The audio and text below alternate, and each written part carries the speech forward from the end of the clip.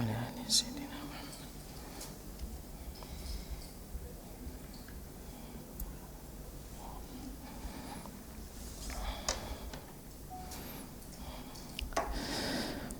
Bismillahirrahmanirrahim. Assalamualaikum warahmatullahi wabarakatuh.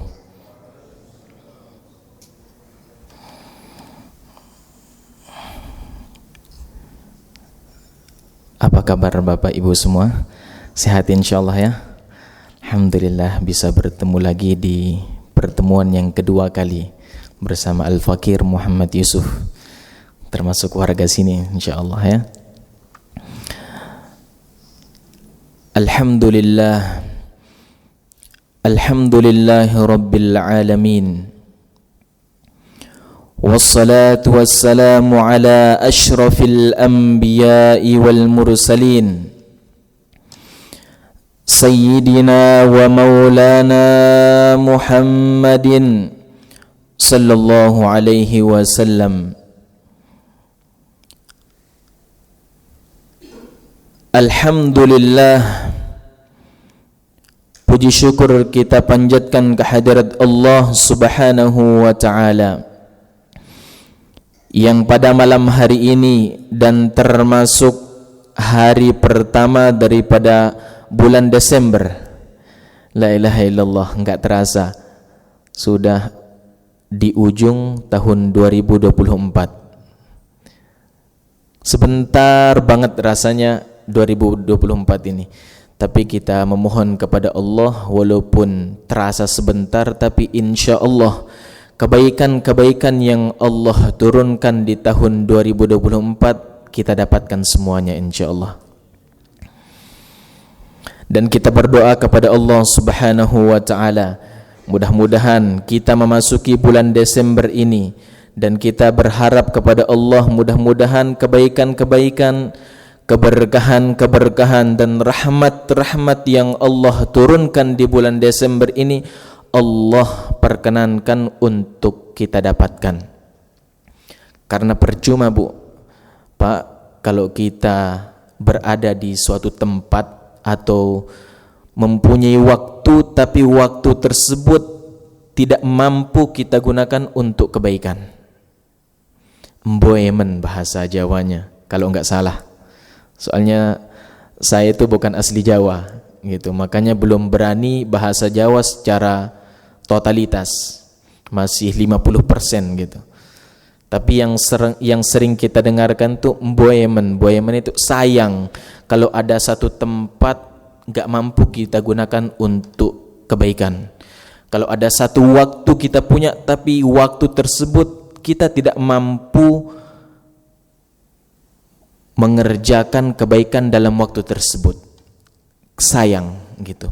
Dan itu akan dipertanggungjawabkan di hadapan Allah Subhanahu wa ta'ala. Maka alhamdulillah kita berada di awal bulan Desember, di akhir tahun 2024. Mudah-mudahan ini menjadi saksi di hadapan Allah Subhanahu wa ta'ala. Duduk kita menjadi saksi, ya, kedatangan kita di majelis ini menjadi saksi di hadapan Allah Subhanahu wa ta'ala, sehingga kalau ditanya besok di akhirat apa yang telah kamu lakukan, insyaallah Masjid Al-Jannah akan menjadi pembela bagi kita.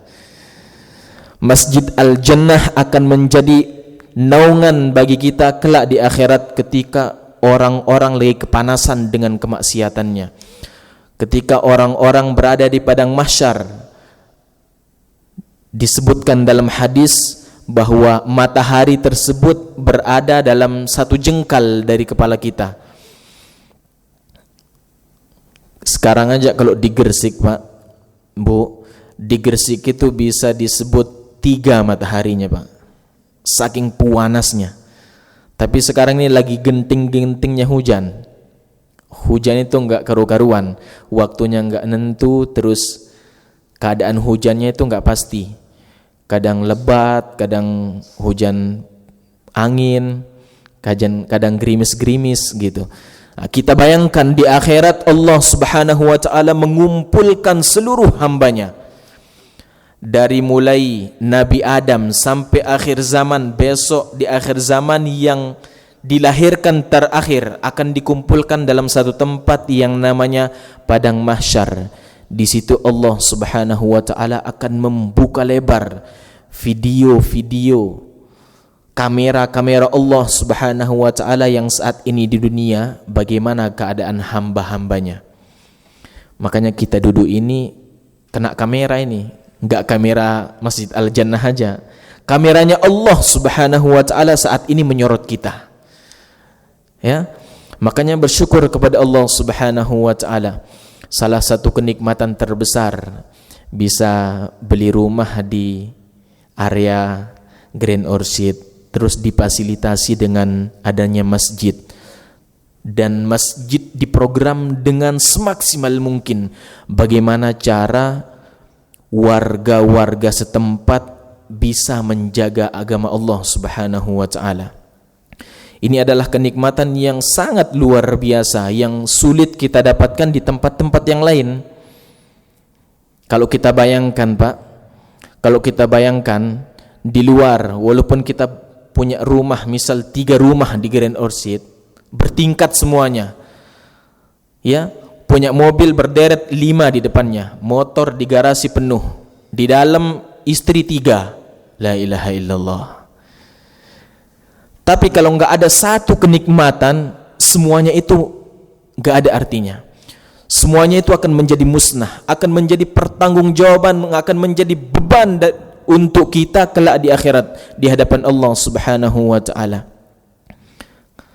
Tapi kalau rumah sederhana walaupun satu tingkat, jauh atau dekatnya dengan masjid, tapi kalau senang dengan majelis taklim, suka dengan pengajian, suka dengan masjid, sering menghadiri jamaah-jamaah dan rutinan-rutinan atau program-program kebaikan yang diprogramkan khususnya di masjid, dengan kesederhanaan tersebut Allah Subhanahu wa taala akan melengkapi semua itu dengan adanya ketenangan yang di dalam hati kita.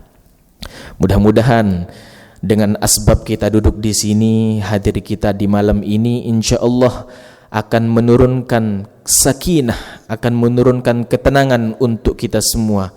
Tenang untuk kita sebagai orang tua, tenang untuk anak kita, tenang untuk keluarga kita, diberikan ketenangan untuk komplek kita khususnya di Grand Orchid. Mudah-mudahan insya Allah asbab barokahnya kita berkumpul mengaji bersama, tempat ini diberkahi oleh Allah Subhanahu wa taala. Amin amin ya rabbal alamin. Sebagaimana yang telah kita sampaikan di pertemuan yang lalu, kita ulang sedikit biar tidak lupa. Kalau kebaikan itu harus sering-sering kita saling mengingatkan biar tidak lupa. Seperti yang telah kita sampaikan, karena sesungguhnya tempat yang paling mulia di dunia ini adalah masjidnya Allah Subhanahu wa taala. Percuma tempat besar, mewah, tapi enggak pernah digunakan ibadah. Kasihan. Itu akan dipertanggungjawabkan di hadapan Allah Subhanahu wa taala. Hadirin yang dirahmati Allah Subhanahu wa taala, sebagaimana tema yang dicantumkan di di gambar, 3 makna rahmat dalam Al-Qur'an dan hadis. Yang pertemuan lalu pernah kita bahas satu daripada 3 makna rahmat Allah Subhanahu wa taala yang Allah cantumkan dalam Al-Quran dan hadis Rasulullah sallallahu alaihi wasallam. Kita ulang kembali. Yang pertama, salah satu daripada makna rahmat Allah Subhanahu wa taala yang sering banget kita dengar, ya, sedikit-dikit kita dengar rahmat, taufik, hidayah. Rahmat itu mempunyai 3 makna. Salah satunya pernah kita sampaikan, rahmat yang berarti diberikan jalan keluar oleh Allah Subhanahu wa taala dari berbagai macam ujian yang Allah berikan kepada kita. Itu makna yang pertama. Makna yang kedua yang akan kita sampaikan pada malam hari ini, yaitu rahmat yang memiliki makna bahwa rahmat Allah Subhanahu wa taala akan mengampuni dosa-dosa yang telah kita perbuat. Dan ini tercantum dalam Al-Quran. A'udzu billahi minasyaitonir rajim. Qul ya ibadiyalladzina asrafu ala anfusihim la taqnatu min rahmatillah. Yang maknanya, katakan wahai Muhammad, kabarkan kepada seluruh hamba-hambaku, kabarkan kepada seluruh umat-umatmu di akhir zaman yang sudah terlalu melampaui batas dalam melakukan kemaksiatan. Bapak Ibu yang dirahmati Allah Subhanahu wa ta'ala, tidak bisa kita berbohong, yang namanya manusia tidak luput dari salah dan dosa. Karena kenapa? Karena kita itu dibentuk dari akal dan nafsu. Kalau hewan Pak cuman punya nafsu, enggak punya akal. Kucing, kuda, ayam itu dia punya nafsu tapi tidak punya akal. Sehingga di akhirat besok enggak dihisap. Akan dijadikan debu oleh Allah Subhanahu wa ta'ala. Akan tapi manusia dirangkai dari dua macam, diberikan akal dan diberikan nafsu, sehingga kuat-kuatnya kita mampu enggak kita memilih jalan yang baik atau yang buruk, sehingga tidak ada namanya manusia yang tidak berdosa kecuali para nabinya Allah Subhanahu wa ta'ala yang sudah maksum, yang sudah terjaga daripada dosa-dosa. Nabi Muhammad sallallahu alaihi wasallam, makhluk yang paling mulia, ciptaan Allah Subhanahu wa ta'ala yang paling istimewa. Walaupun beliau sudah dianugerahkan dengan titel maksum, terjaga daripada dosa, akan tapi beliau tidak pernah luput untuk beristighfar kepada Allah Subhanahu wa ta'ala. Kita sebagai manusia, khususnya apalagi hidup di akhir zaman, yang la ilaha illallah Muhammadur Rasulullah sallallahu alaihi wasallam, di rumah aja kita mampu untuk bermaksiat. Keluar rumah mata bermaksiat, nyampe jalan perempatan ngelihat kiri bermaksiat, ngelihat kanan maksiat, ngelihat depan maksiat. La ilaha illallah. Akhir zaman ini zaman yang paling menyedihkan. Kita bisa saksikan sendiri. Bahkan kita sebagai orang tua terkadang sangat kesulitan untuk melarang dan memperingati anak keturunan kita untuk tidak bermaksiat kepada Allah Subhanahu wa ta'ala. Bukannya kita tidak sadar, kita tahu itu dosa, kayak buka aurat dosa, ngeliat orang yang buka aurat dosa. La ilaha illallah. Tapi mau bagaimana lagi kalau sudah hidup di akhir zaman, penuh dengan fitnah, penuh dengan berbagai macam keadaan-keadaan yang kita tidak mampu untuk mengatasi semua. Makanya salah satu ulama besar memberikan himbauan kepada kita, khususnya yang berada di akhir zaman, untuk selalu memperbanyak 3 hal. Kita yang hidup di akhir zaman, Pak, Bu, di akhir zaman semua serba ada, semua serba terfasilitasi. Tidak ada yang sulit. Sekarang mau makan tinggal Gojek, mau berangkat hujan tinggal Grab, mau pergi kemana semua difasilitasi benar oleh Allah Subhanahu wa ta'ala. Akan tapi semua itu akan menjadi pertanggungjawaban besar bagi kita sebagai hamba Allah Subhanahu wa ta'ala. 3 hal yang harus diperbanyak, khususnya kita yang hidup di akhir zaman. Yang pertama itu perbanyak istighfar. dianjurkan untuk memperbanyak istighfar, khusus di akhir zaman. Perbanyak istighfar, astaghfirullahaladzim. Kalau bisa dirutinkan di pagi hari, baca istighfar 33 kali atau enggak 27 kali. Kalau tidak mampu untuk kasih nominal, semampunya kita. Yang penting jangan lupa dengan istighfar. Itu amalan yang pertama. Amalan yang kedua, perbanyak salawat kepada Nabi Muhammad sallallahu alaihi wasallam.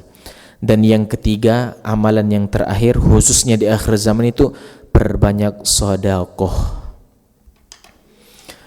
Kenapa para ulama menghimbau dan memperingatkan kita, mengingatkan kita untuk memperbanyak 3 hal tersebut? 1. Istighfar mampu mengangkat bala atau musibah yang Allah janjikan terhadap hambanya yang berbuat maksiat. Kita sekarang Pak nggak mampu untuk lepas dari kemaksiatan. Sulit. Megang HP aja walaupun pakai peci, duduk di masjid, kalau udah megang HP, nafsu ini bergejolak, scroll sini, scroll sana. Sulit untuk kita kendalikan. Makanya dianjurkan oleh para ulama kita perbanyak istighfar. Bukan berarti kita banyak dosa, akan tapi dengan istighfar tersebut insya Allah keadaan kita, waktu kita insya Allah akan dijaga oleh Allah subhanahu wa ta'ala. Perbanyak istighfar. Karena dengan istighfar tersebut insya Allah musibah-musibah yang Allah akan turunkan diangkat oleh Allah subhanahu wa ta'ala. Yang kedua, perbanyak salawat kepada Nabi Muhammad sallallahu alaihi wasallam. Karena 1 kali salawat yang keluar dari mulut kita sebagai umat Nabi Muhammad sallallahu alaihi wasallam itu akan dibalas oleh Allah subhanahu wa ta'ala 10 kebaikan. 1 sampai nomor 10 itu berbeda-beda. Nomor 1-nya, Allah subhanahu wa ta'ala akan menjadikan kita orang yang baik, akan mengangkat derajat kita, akan memberikan kita jalan keluar dari permasalahan kita, akan menjadikan pribadi-pribadi kita itu menjadi pribadi Muhammadiyah, pribadi seperti pribadinya Nabi Muhammad sallallahu alaihi wasallam. Orang yang memperbanyak salawat itu akan mirip dengan Nabi Muhammad sallallahu alaihi wasallam. Suka tersenyum, mempunyai akhlak yang baik. Nabi Muhammad, Nabi kita itu sosok Nabi yang dicemburui oleh semua umat dan seluruh malaikat Allah subhanahu wa ta'ala. Karena kenapa? Memiliki tauladan yang sangat mulia. Makanya dianjurkan oleh ulama kita untuk memperbanyak salawat. Mungkin kita tidak mampu 100% mendidik anak kita. Perbanyak salawat, insya Allah anak kita akan dididik oleh Allah subhanahu wa ta'ala. Mungkin kita nggak mampu jaga keluarga kita, jaga istri kita, kontrol 24 jam nggak mampu. Kita pun Bu nggak mampu jaga, mengontrol suami kita di luar 24 jam nggak mampu. Tapi perbanyak selawat Bu, perbanyak selawat Pak. Kalau sudah mampu untuk memperbanyak selawat, insya Allah kepribadian kita sebagai orang tua atau kepribadian kita sebagai anak akan ditata oleh Allah subhanahu wa ta'ala. Itulah dahsyatnya yang namanya salawat kepada Nabi Muhammad sallallahu alaihi wasallam. Dan amalan yang ketiga yaitu perbanyak sedekah, walaupun tidak banyak nominalnya, akan tapi setidaknya kita mampu untuk menggambarkan kasih sayang Allah subhanahu wa ta'ala. Kita Pak, kalau keluar dari perumahan lewat jalan raya, mesti kita lihat dan pasti kita saksikan orang-orang yang membutuhkan. Entah itu tukang parkir, entah itu cepean, entah itu pengemis. Itu tugas kita sebagai hamba Allah yang diberikan kelebihan oleh Allah subhanahu wa ta'ala untuk meringankan tangan kita mengeluarkan sedekah. ambil uang dari kantong kita dan kita berikan kepada hamba Allah, itu menunjukkan rahmat Allah Subhanahu wa ta'ala. Seakan-akan kita menggambarkan bahwa Allah Subhanahu wa ta'ala sungguh sangat rahmat dan kasih sayang terhadap hambanya. Makanya dianjurkan oleh ulama kita semua untuk memperbanyak sedekah, karena sesungguhnya sedekah itu memiliki keistimewaan yang sangat luar biasa.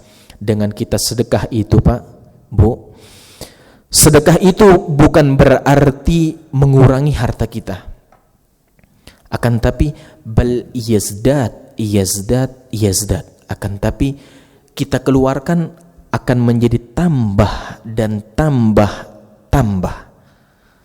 akan terus melimpah. Kita keluarkan 50.000, akan datang 500.000. Kita keluarkan 500.000, akan datang 50 juta.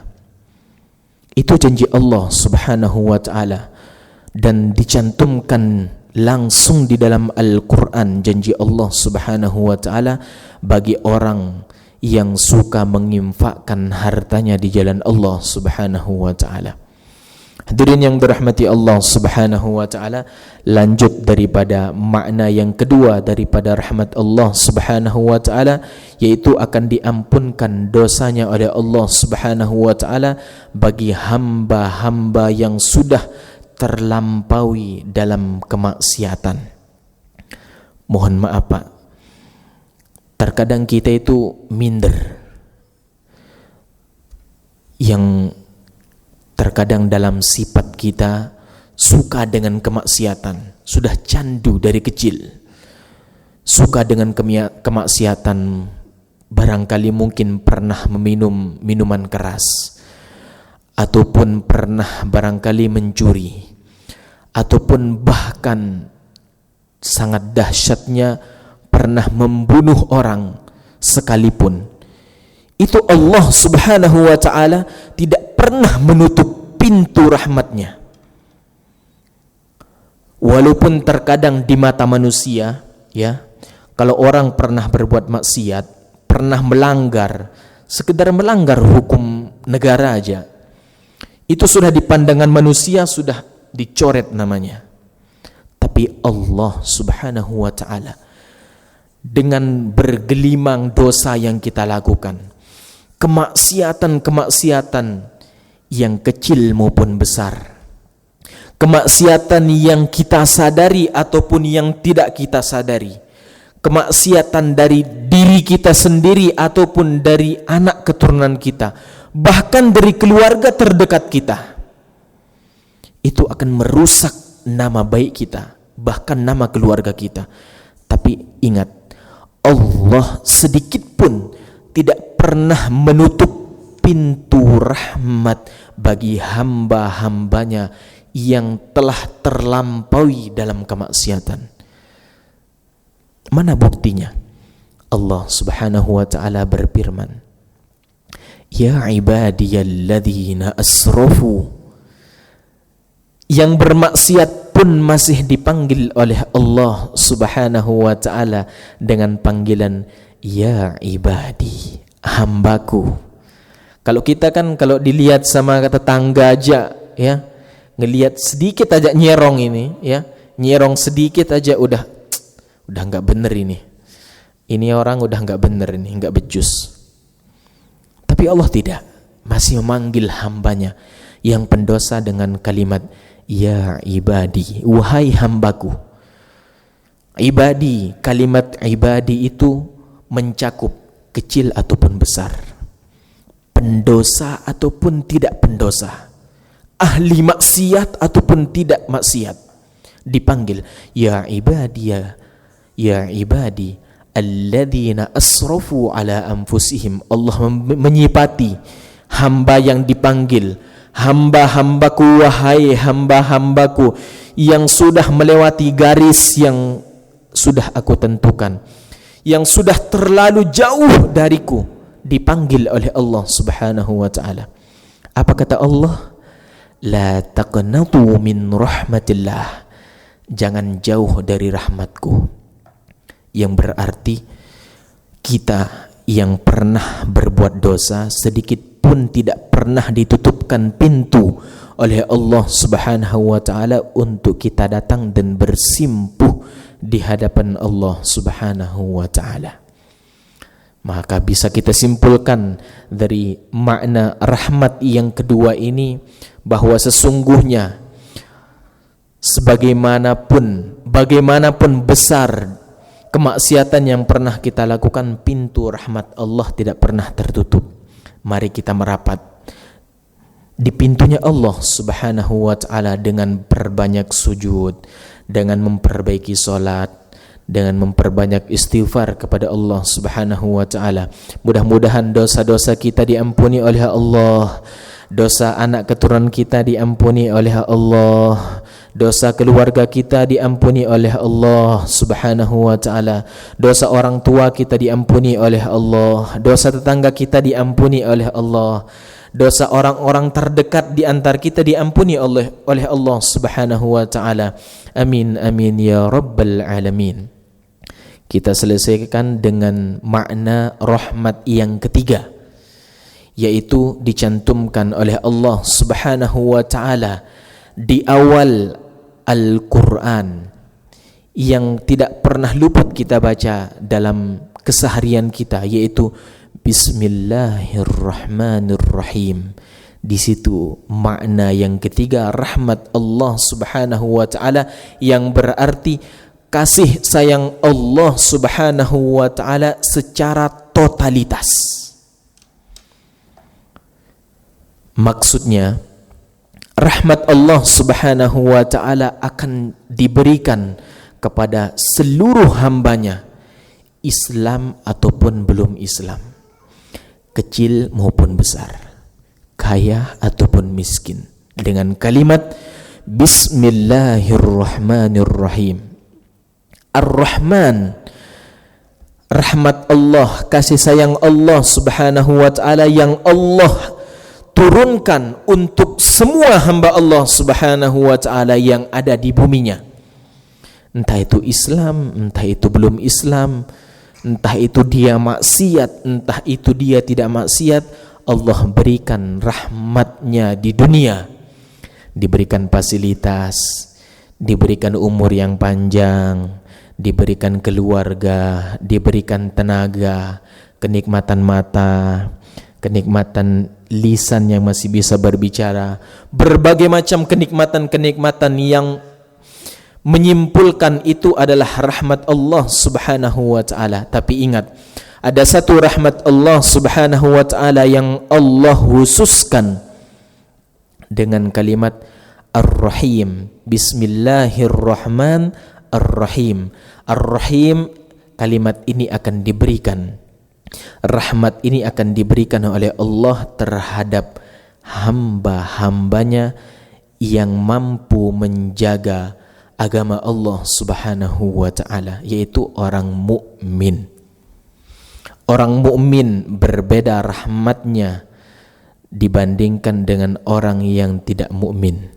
Dengan kalimat Ar-Rahim, di dunia diberikan fasilitas dan dituntun oleh Allah Subhanahu wa taala dengan dijauhkan dari maksiat, diberikan hidayah oleh Allah dan diwafatkan dalam keadaan husnul khatimah, dan di akhirat akan dimasukkan ke syurganya Allah Subhanahu wa taala.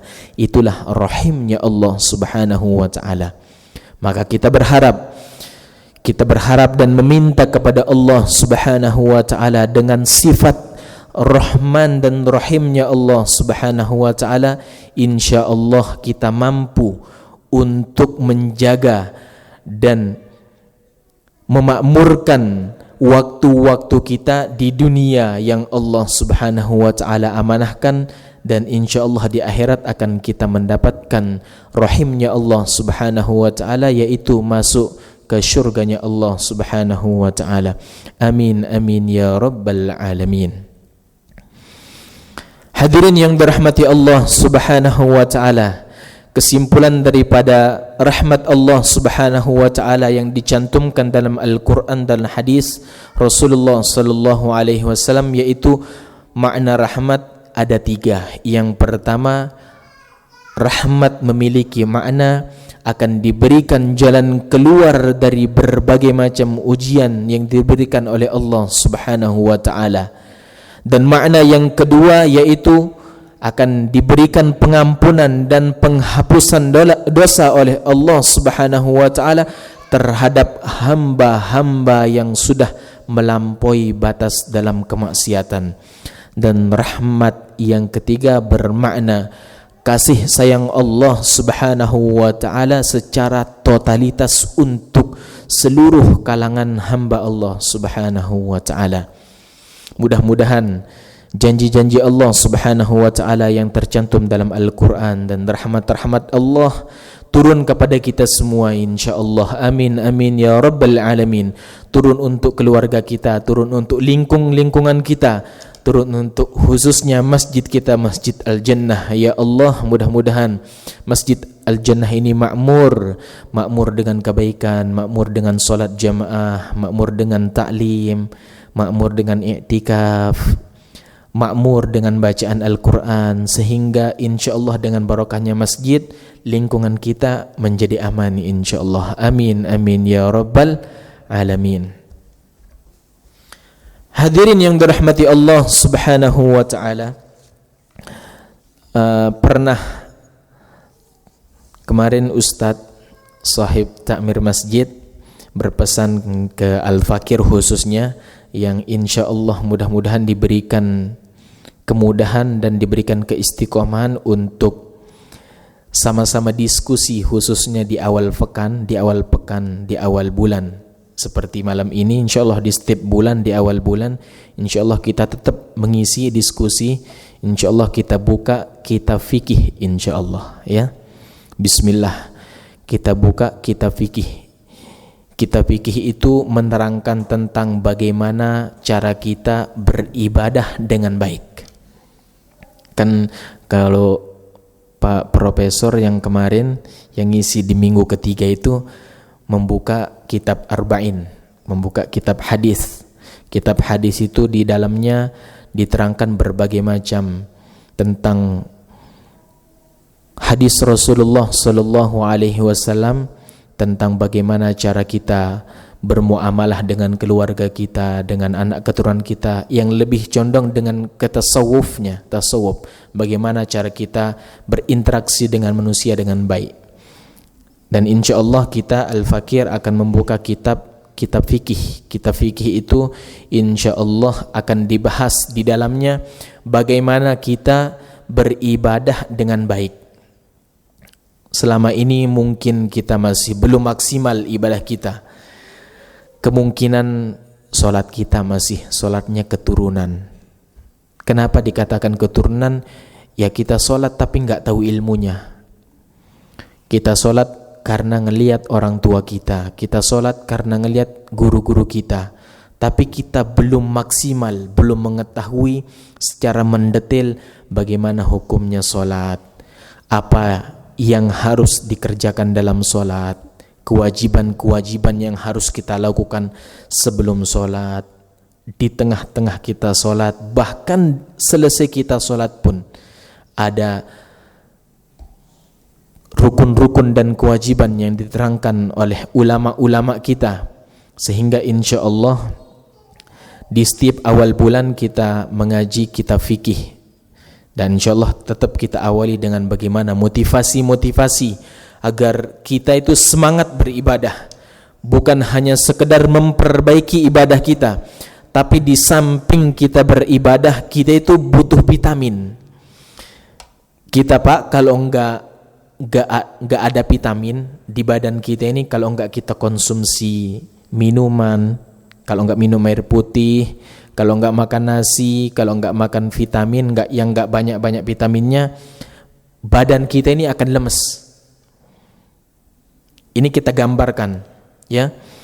Kalau badan kita ini kurang vitamin, badan kita ini tidak memiliki daya, tidak memiliki kekuatan. Begitupun hati kita.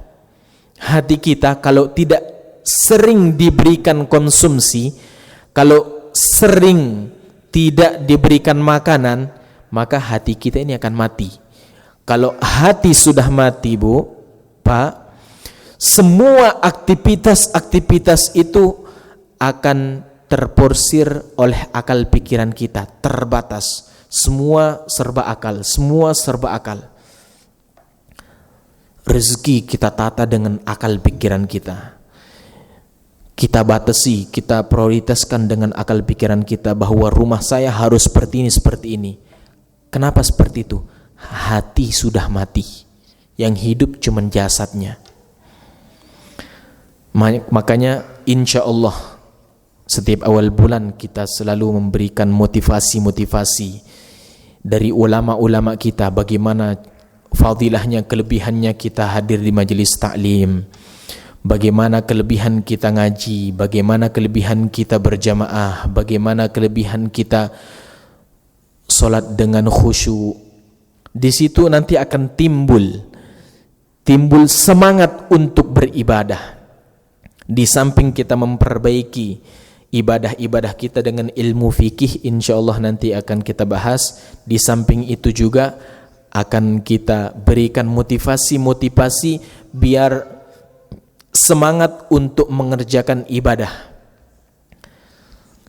Hadirin yang dirahmati Allah Subhanahu wa taala, disampaikan dalam hadis Rasulullah sallallahu alaihi wasallam bahwa sesungguhnya dalam jasad ini mempunyai dua macam, dirangkai daripada dua macam. Pertama, tubuh yang membutuhkan makanan. Yang kedua, hati yang membutuhkan asupan. Makanannya tubuh seperti air putih, makan nasi tiap hari, ya, 3 kali sehari bahkan kita makan buah-buahan, supaya kita mempunyai energi yang besar, mempunyai semangat, badan kita menjadi sehat. Begitupun hati kita. Kalau hati kita makanannya itu salat 5 waktu. Makanannya hati, konsumsinya hati itu membaca Al-Quran. Konsumsi hati itu mendengarkan nasihat-nasihat agama.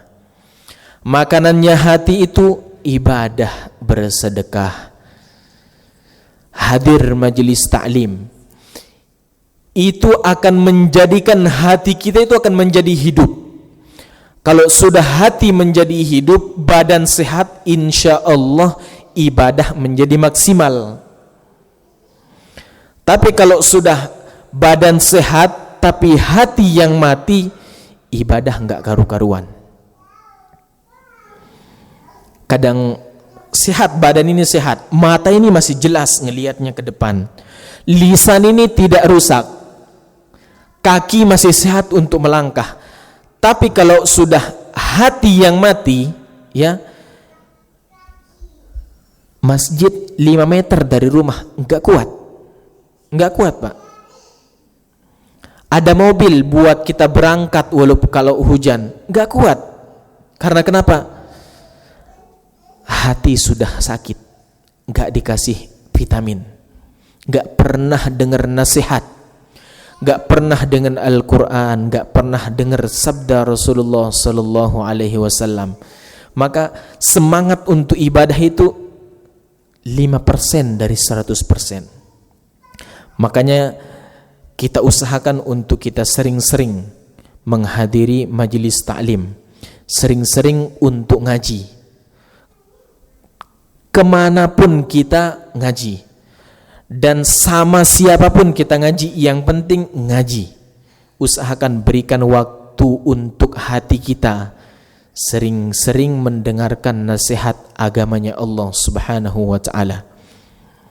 Biar biar sama-sama jalan.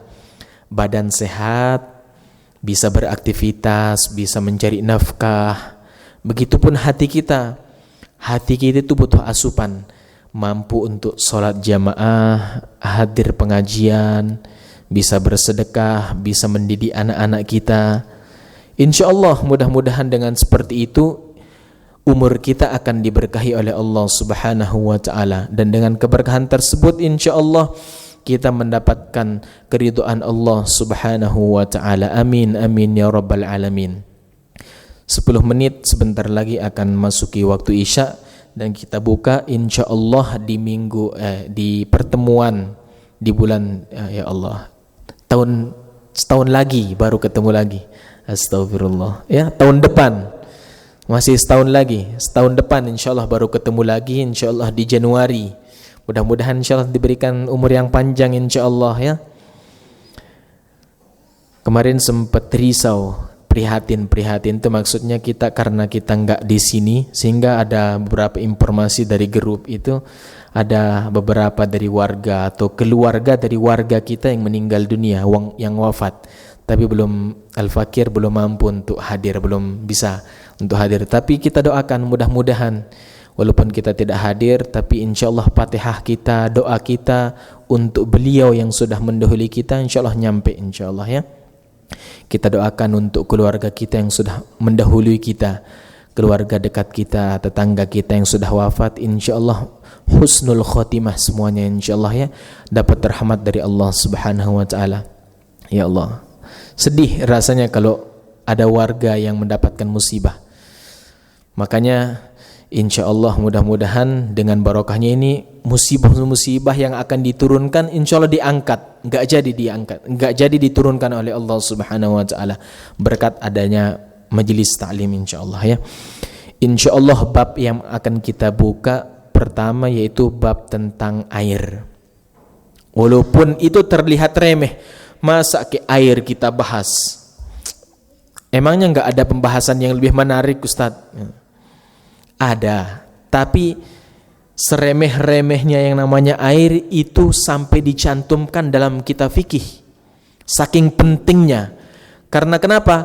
Karena kita mau sholat, mau beribadah, khususnya sholat itu kita harus sesuci dulu. Kita sesuci itu dengan apa? Kita berwudu dengan apa? Dengan air, Pak.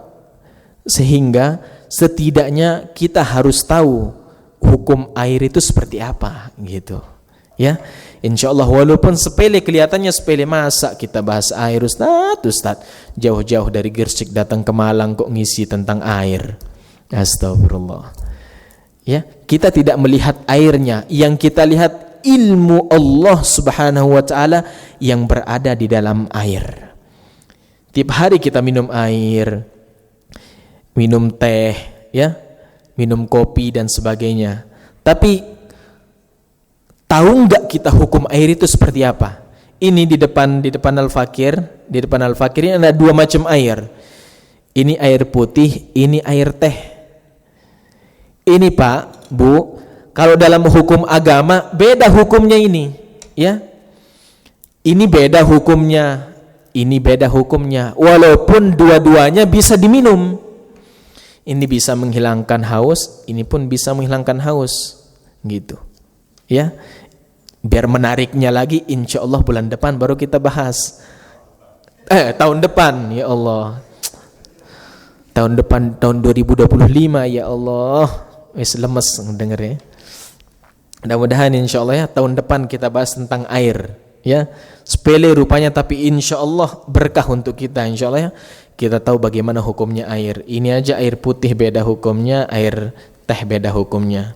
Ya, sedikit aja kami bahas tentang 2 air mumpung di depannya Al-Fakir. Air putih ini ya, air mutlak namanya. Ini bisa dipakai berwudu, air putih, enggak bercampur dengan apapun. Halal, suci. Suci kan kita minum tiap hari. Ini pun suci, air teh itu pun suci. Kita minum tiap hari. Coba kita minum mungkin tawar mungkin. Bismillah. Alhamdulillah. Tawar-tawar manis lah. Semanis Wildan. La ilaha illallah. Wildan itu hitam tapi manis gitu. Ya khair. Wildan insyaallah istiqomah. Saudara kita itu istiqomah membantu kita bagaimana untuk program ini bisa lancar, bisa berjalan. Kita doakan insyaallah biar cepat dapat jodoh insyaallah. Ya. Iya, cepat jodoh lah, masa kalah sama Mas Yusuf. Mas Yusuf aja udah punya jodoh. Ya. Kemungkinan besar Wildan yang buat ini, makanya kayak rasa wildan. Teh wildan ya. Ini hukumnya suci. Sucinya tapi tidak bisa mensucikan. Itu bedanya. Itu bedanya, Pak. Kalau air putih dia suci dan bisa mensucikan. Tapi kalau teh dia suci tapi tidak bisa mensucikan. Ini bisa kita pakai berwudu, tapi kalau teh walaupun suci tidak bisa kita pakai berwudu. Nah, itu bedanya, Pak. Di situ ada ilmunya gitu, ya. Kan sekarang biasa kita di kafe ngopi apa itu minuman semua yang di kafe itu suci semua, halal semuanya. Kayak kopi apa cappuccino dan lain sebagainya, banyak macam nama-nama sampai kalau mesen itu bingung mau sebut yang mana gitu. Waduh, ketinggalan zaman. Ini suci tapi tidak bisa mensucikan. Tapi kalau air putih suci dan bisa digunakan untuk sesuci. Misal kita buang air kecil, bisa kita basuh pakai ini. Tapi kalau pakai teh, eman Pak. Bukan eman, bukan masalah emannya, bukan masalah sayangnya. Memang walaupun kita pakai nggak bisa digunakan untuk sesuci. Seperti itu. Insya Allah ya, sekilas tentang hukum air. Insya Allah kita bahas di tahun depan. Seperti Bapak bilang. Insya Allah ya, kita ketemu insya Allah di tahun depan. Mudah-mudahan berkah semuanya ya. Berkah untuk keluarga kita, untuk keturunan kita, untuk semua. Khususnya warga Grand Orchid. Mudah-mudahan.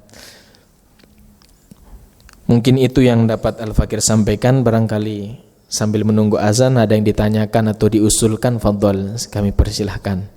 Kalau bisa kami jawab, kami jawab. Kalau belum bisa kami jawab, kami jadikan PR untuk menjawabnya di tahun depan. Kasih mikir 1 tahun. Barangkali bapak-bapak atau ibu-ibu ada yang bertanya, fadhol silahkan.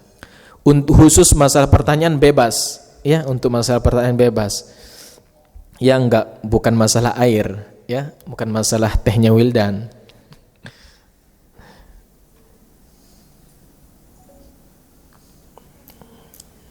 Masya Allah kita diberikan ustadz, ya, didatangkan ustadz profesor, ya, itu harus kita benar-benar syukuri, ya, dan usahakan untuk hadir. Saya aja kagum sama beliau itu, Masya Allah ya, luar biasa, udah lucu, ya, bawaannya santai, terus kalau makan itu menyenangkan ngelihat beliau makan itu, makan sate itu, menyenangkan beliau kalau makan itu, ya, ramah gitu, walaupun nggak kenal langsung sapa-sapa, Masya Allah ya. Kita syukuri dengan sama-sama kita menghadiri, ya, kita kasih tahu tetangga kita, anak-anak kita kalau bisa kita ajak, ya, teman-teman kita kalau bisa kita undang semuanya, biar insya Allah masjid ini jadi ramai. Kalau kita sudah ajak, insya Allah kita dapat pahala berlipat ganda. Bukan kita aja yang dapat pahala, tapi orang yang kita datangkan ke sini kita dapat pahalanya juga, insya Allah ya.